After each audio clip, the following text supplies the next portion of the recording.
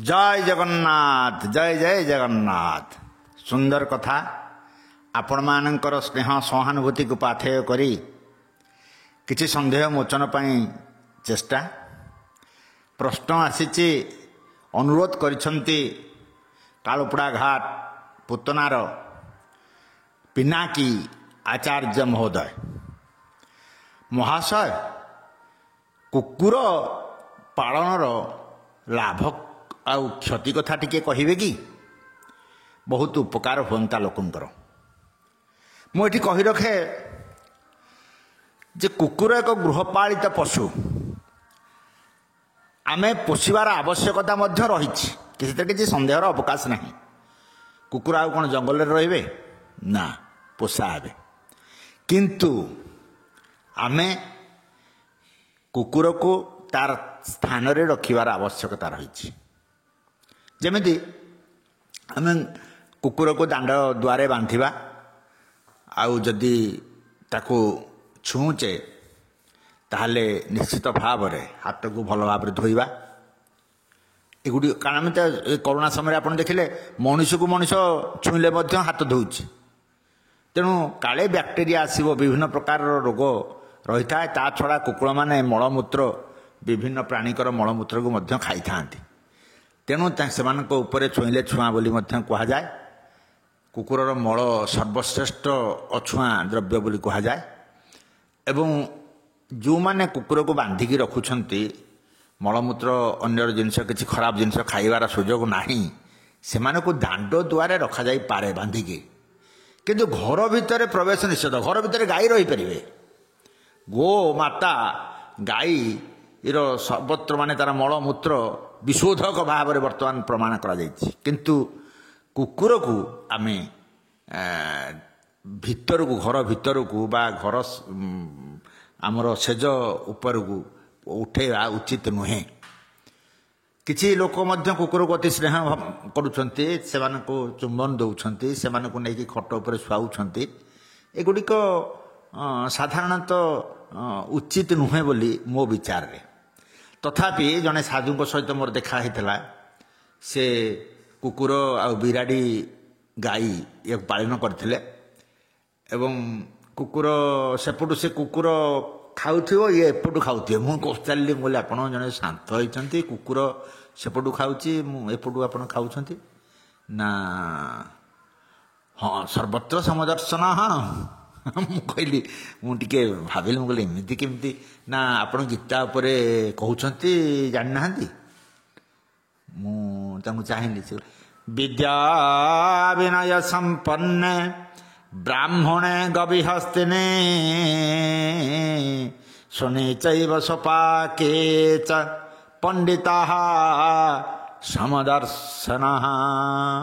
समदर्शन केमिति ना विद्या विनय जदि रहिला ज्ञान रहिला आपण पंडित हेले सुने चैव स्वपाके च ब्राह्मण हाथी कुकुर चंडाल सब समान से किसी भिन्न नहीं किंतु आमे जेहेतु ग्राहस्थ भाव में रहीचे मुझे मान को उपदेश ना परामर्श दे पारे जे कुकुरर यही होची कथा किंतु किंतु ग्रह विधान पद्धति लिखा जाइछि जदि काऊ आ कुकुर को आपण प्रत्येक दिन खाइबा को देबे ताहले आपणकर निश्चित भाव में शनि राहु केतु ये तीनोटी ग्रहंकर जो पीड़ा अच्छी ये पीड़ा निश्चित भाव में कटिजीव एवं कुकुर जेहेतु विश्वस्त आपण को धन जीवन को रक्षा करने सहित ग्रह पीड़ा काटिबा पाई एक प्रशस्त माध्यम बोली कहा जाए कुकुर पालन।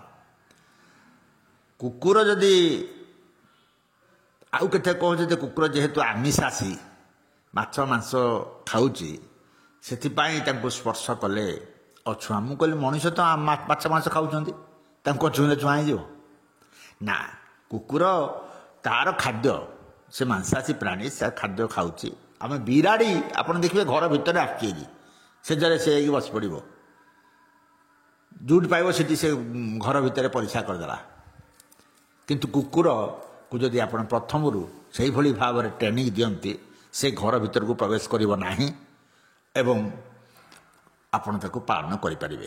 ତା ସହିତ ଆପଣ ଗ୍ରହ ପୀଡ଼ା ମଧ୍ୟ ଦୂର ହୋଇଯାଇପାରିବ, ଧନ ଜୀବନ ମଧ୍ୟ ରକ୍ଷା ହୋଇପାରିବ। ଆଉ କିଛି ମଧ୍ୟ କୁହନ୍ତି କୁକୁର, ଗୋରୁ ଗାଈ ଆଉ ଛେଳି ମେଣ୍ଢା କଥା ଯଦିଓ କୁହାଯାଉଛି, ଆପଣଙ୍କ ବିରାଡ଼ି ଏମାନଙ୍କର ଆପଣଙ୍କ ଘର ପ୍ରତି ବିପଦକୁ ସେମାନେ ଟାଳି ଦେଇଥାନ୍ତି, ସେ ବିପଦକୁ ସେମାନେ ନେଇଯାଇଥାନ୍ତି ବୋଲି କହନ୍ତି। ତେଣୁ ଏମାନେ ଗୃହପାଳିତ ପଶୁମାନେ ଯେତେବେଳେ ଘର ପ୍ରତି ବିପଦ ଆସେ, ଘରର କର୍ତ୍ତା କିମ୍ବା କୌଣସି ସଭ୍ୟଙ୍କ ପ୍ରତି ଯେତେବେଳେ ବିପଦ ଆସୁଛି ଘରକୁ, ସେ ବିପଦକୁ ସେ ଘରର ଏକ ପରିବାରର ସଦସ୍ୟ ଭଳି ଭାବି ସେମାନେ ମଧ୍ୟ ତାକୁ ନେଇଯାଇ ପାରିଥାନ୍ତି ବୋଲି କୁହନ୍ତି। ସେଥିପାଇଁ ଆପଣ ଜାଣିଛନ୍ତି ପୁରାଣ ମହାଭାରତରେ କୁହାଯାଏ ସ୍ୱର୍ଗାରୋହଣ ପର୍ବରେ ଯେତେବେଳେ ଯୁଧିଷ୍ଠିର ମହାରାଜ ଉପରକୁ ଗଲେ ସ୍ୱର୍ଗାରୋହଣ କରିବା ପାଇଁ ହିମାଳୟରେ ଚଢ଼ୁଥାନ୍ତି, ସମସ୍ତେ ରହିଗଲେ। ପ୍ରଥମେ ତ ଦ୍ରୌପଦୀ ରହିଲେ, ଭୀମ, ଅର୍ଜୁନ, ନକୁଳ, ସହଦେବ ସମସ୍ତେ ଗୋଟି ଗୋଟି କରି ରହିଯାଇଛନ୍ତି, କିନ୍ତୁ ଏକମାତ୍ର ଯୁଧିଷ୍ଠିର ଗଲାବେଳେ ସାଥିରେ ଥିଲେ କୁକୁରଟିଏ। ଏବଂ କୁକୁର ଯେତେବେଳେ ଉପରେ ଚଢ଼ି ସର୍ବଶୀର୍ଷରେ ପହଞ୍ଚିଛନ୍ତି, ସେତେବେଳେ ଧର୍ମରାଜଙ୍କର ପହଞ୍ଚିଛି, ସ୍ୱର୍ଗରୁ ରଥ ଆସିଛି ଏବଂ ଯୁଧିଷ୍ଠିରଙ୍କୁ କୁହାଯାଇଛି ଆପଣ ରଥ ଆରୋହଣ କରନ୍ତୁ, ଆମେ ସ୍ୱର୍ଗକୁ ଯିବା ପାଇଁ ଆପଣ ପ୍ରସ୍ତୁତ। କିନ୍ତୁ ସେ କହିଛନ୍ତି ମୁଁ ଯାଇପାରିବିନି। କାହିଁକି ନା ମୋ ସାଥିରେ ପ୍ରଥମରୁ ସମସ୍ତେ ଛାଡ଼ି ଚାଲି ଯାଇଛନ୍ତି, କେବଳ ଗୋଟିଏ ମାତ୍ର ବିଶ୍ୱସ୍ତ ଜୀବ ଭାବରେ ରହିଛି ମୋ ପାଖରେ, ସେ ହେଉଛି ମୋର ଏଇ ପ୍ରିୟ କୁକୁରଟି। କିଛି ଖାଦ୍ୟ ନାହିଁ, ପାନୀୟ ନାହିଁ, ବରଫକୁ ଚାଟିକି ସେ ରହିଛି। ତେଣୁ ମୁଁ ଯଦି ଯିବି, ସେ କୁକୁର ଯଦି ମୋ ସାଥିରେ ନ ଯିବ, ତାହେଲେ ମୁଁ ସ୍ୱର୍ଗକୁ ଯିବି ନାହିଁ, ସେ ରଥକୁ ଆରୋହଣ କରିବି ନାହିଁ। ଆପଣ ଚିନ୍ତା କରନ୍ତୁ, ତେଣୁ ଏଠି ଆପଣଙ୍କର ସ୍ତ୍ରୀ, ଭାଇ, ବନ୍ଧୁ ସମସ୍ତେ ରହିଗଲେ, କିନ୍ତୁ ଏକମାତ୍ର କୁକୁର ହିଁ ସାଥିରେ ଯାଇଛି। ସେଥିପାଇଁ ସେ କୁକୁର ମଧ୍ୟ ରଥ ଆରୋହଣ ଆଗ କରିଛନ୍ତି। ତାପରେ ମହାରାଜ ଯୁଧିଷ୍ଠିର ସେ ଯାଇକି ବସିଛନ୍ତି ରଥରେ। ରଥକୁ ଯେତେବେଳେ ସ୍ୱର୍ଗକୁ ଯିବା ପାଇଁ ମର୍ତ୍ତ୍ୟରୁ ପ୍ରସ୍ଥାନ ହେବା ପର୍ବ ସମୟରେ ସେତିକିବେଳେ ସେ କୁକୁର ବସିଥିବା ସ୍ଥାନରେ ଦେଖାଯାଉଛି ନିଜେ ଧର୍ମରାଜ ବସିଛନ୍ତି ସେ ରଥ ଉପରେ। କେଡ଼େ ସୁନ୍ଦର କଥା। ତେଣୁ ଆପଣ ଜାଣିବେ ଯେ କୁକୁର ନୀତି ନିୟମ କଥା ଜାଣନ୍ତି।